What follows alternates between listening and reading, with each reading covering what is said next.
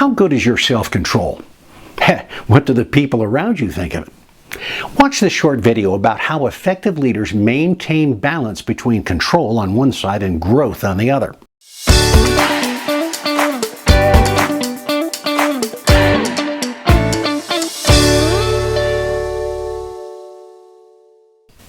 I'm Bob Wendover. You can have control or you can have growth. If you lead others, chances are you've heard this somewhere along the line from somebody.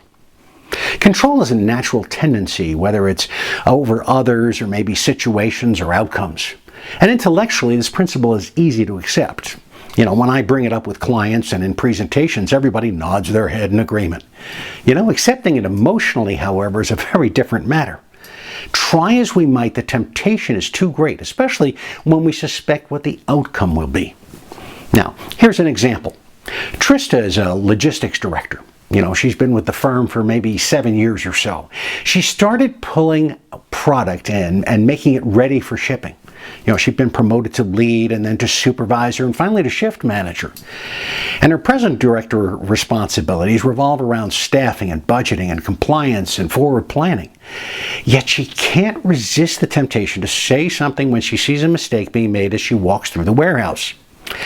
Now, the other day, she saw someone stacking product incorrectly, and she stopped to admonish the person. But this set off a cascade of conversations between the lead and the supervisor and the shift manager about just exactly who's running the place and why is she interfering. Now, Tricia meant well, but unintentionally stepped on some toes. Now, chances are you've witnessed countless examples similar to this, regardless of the industry that you're in. The other challenge presented by these situations is the impact they have on the growth of those around you. If you're making all the decisions and making all the corrections, they will be happy to let you do it. It, of course, removes the responsibility from them, doesn't it? They'll just do exactly what they're told and absolutely no more. And as a result, you stifle the growth in critical thinking skills and creativity that's so essential to a firm's success. So how do you resist these tendencies? Well, keep 3 principles in mind. Number 1, the more you attempt to control, the more you will demonstrate a lack of trust toward the people around you. Now, you may think you trust them, but their perception of how you behave trumps any good intentions. Saying you trust them doesn't prove trust, does it? Actions or refraining from interfering with them do. Now, number 2, accountability. I can't tell you the number of times I've heard people say, I just don't know what he wants, or she tells me to do one thing but expects me to do something else. The inconsistency is driving us all nuts. How clear and consistent are your communicated expectations? And number 3, engagement.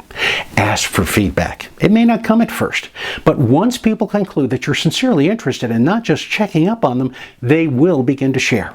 And as a result, you'll reinforce the trust and discover that they have some great ideas that will contribute to organizational growth. Ask any effective leader how they manage the tension between control and growth, and most will tell you that it's an ongoing journey.